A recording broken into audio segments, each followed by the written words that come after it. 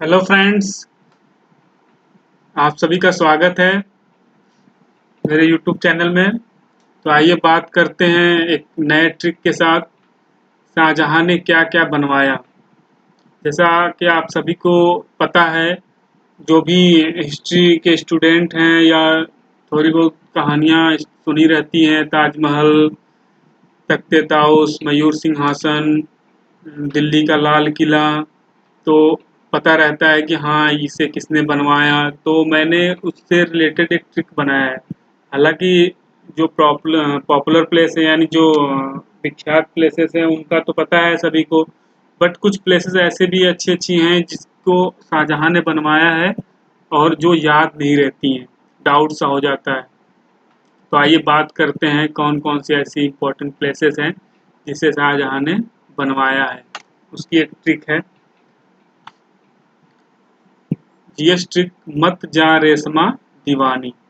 याद रखिएगा दोस्तों, ट्रिक ऐसी होनी चाहिए जो थोड़ी सी अटपटी लगे, यानी आपके माइंड को स्ट्राइक करे।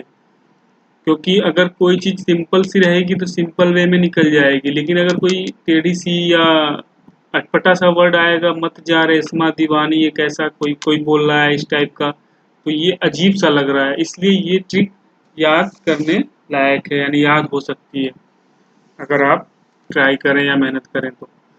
मत जा रेशमा दीवानी, आइए एक्सप्लेन करते हैं इसको किस प्रकार से।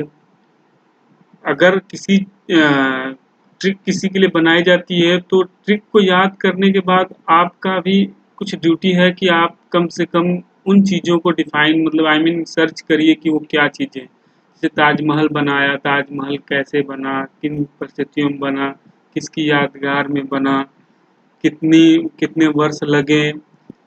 तो अब जैसे मयूर सिंहासन है, मयूर सिंहासन के बारे में इसको तख्ते ताउस बोलते थे। मयूर सिंहासन क्यों बोला गया इसे इसे मयूर सिंहासन इसलिए बोला गया कि इसके पीछे दो नाचते हुए मोर दिखाए गए हैं, जिसके कारण पहले इसको तख्ते ताउस बोला जाता था। और इसे पहले फर्स्ट में जब इसका निर्माण हुआ तो इसे आगरे के किले में रखा गया, बाद में इसे दिल्ली के लाल किले लाया गया।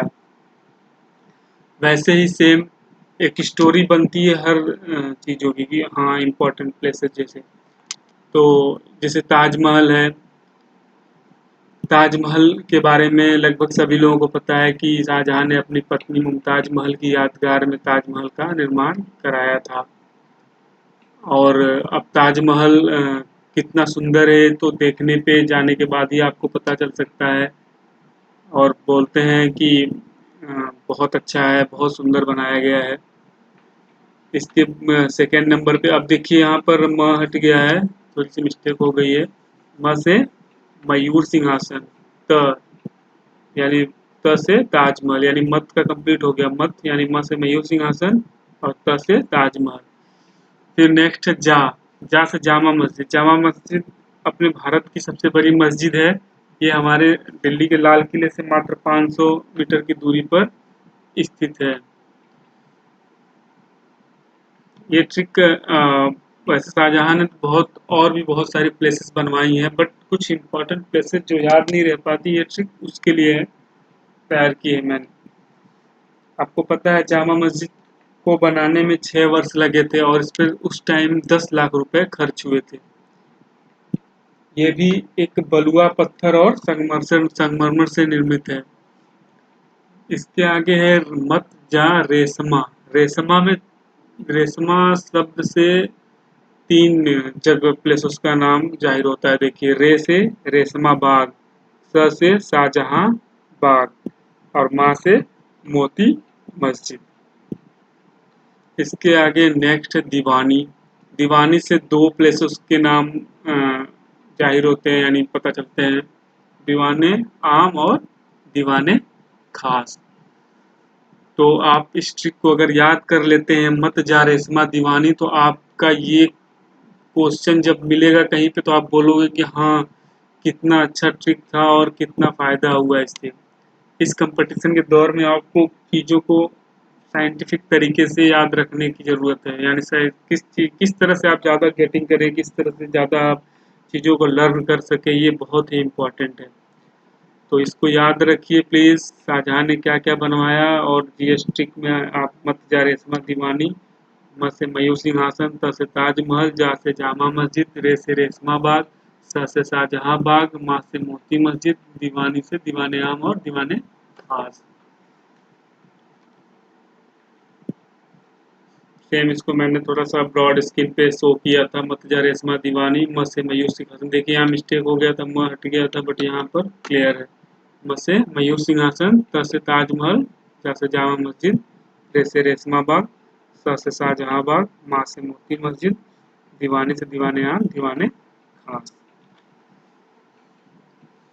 वैसे मैंने ठान रखा है कि जो लोग मुझसे जुड़ेंगे, मैं उनका उनके साथ, अगर वो मेरे साथ मिलके स्टडी करते हैं, मेरे कई चीज़ों को फॉलो करते हैं, तो पक्का है कि उनका, मैं कोशिश करूँगा उनका ध्यान सिर्फ स्टडी पे रहे। और जिस भी स्टूडेंट का ध्यान अगर स्टडी पे रहेगा, तो निश्चित है कि सफलता उसे मिलनी ही मिलनी है। अगर अगर शिक्षा का मीन्स, स्टडी का मीन्स ये नहीं होता है कि हाँ जॉब ही मिल जाए। स्टडी मीन्स ये भी होता है कि आप अगर शिक्षित हो गए, तो आप कहीं कोई वर्क करेंगे तो वो वर्क करने का स्टाइल अलग तरीके का होगा। और आप अगर अच्छे से, मतलब कंपटीशन तैयारी ही कर रहे हैं, अगर आप अच्छा परफॉर्मेंस कर रहे हैं, तो ऐसा हो ही नहीं सकता कि आपको जॉब ना मिले। ये गवर्नमेंट जॉब, प्राइवेट जॉब, इसका कोई मीन्स नहीं है। अगर आप अच्छा काम कर रहे हैं और अच्छी चीज़ें कर रहे हैं, तो आपको गवर्नमेंट जॉब भी बहुत सारे मिल जाएंगे। और प्राइवेट जॉब में तो आप कहते हैं ना कि आप जब गवर्नमेंट जॉब के लिए अगर एलिजिबल हैं, इस कंपटीशन के दौर पे कितना टफ हो चुका है, तो प्राइवेट जॉब के लिए तो आपके लिए वहाँ लाइन लग जाएगी। तो इस मेरे कहने का मीन्स ये है कि आप अपनी मेहनत करिए।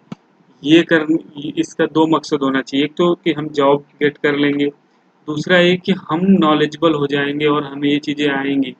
लाइक, मतलब एक टारगेट ये भी होना चाहिए कि हाँ ये चीज़ें, ये बुक्स मैं कंप्लीट कर लेता हूँ, तो मेरा यहाँ क्वेश्चन कभी नहीं फंसेगा। या ये बुक कंप्लीट कर लेता हूँ, तो मैं किसी और को इस बुक के बारे में अच्छी तरीके से बता सकता हूँ। तो जब आप बताने लगोगे, उस टाइम आपकी डिमांड ऑटोमेटिक बढ़ जाएगी। अगर अच्छा एक्सप्लेन करते हैं, अच्छी चीज़ें बताते हैं, तो और अच्छा हो जाएगा। तो प्लीज़ दोस्तों, सब्सक्राइब करिए परफेक्ट स्टडी एकेडमी को। Thank you so much.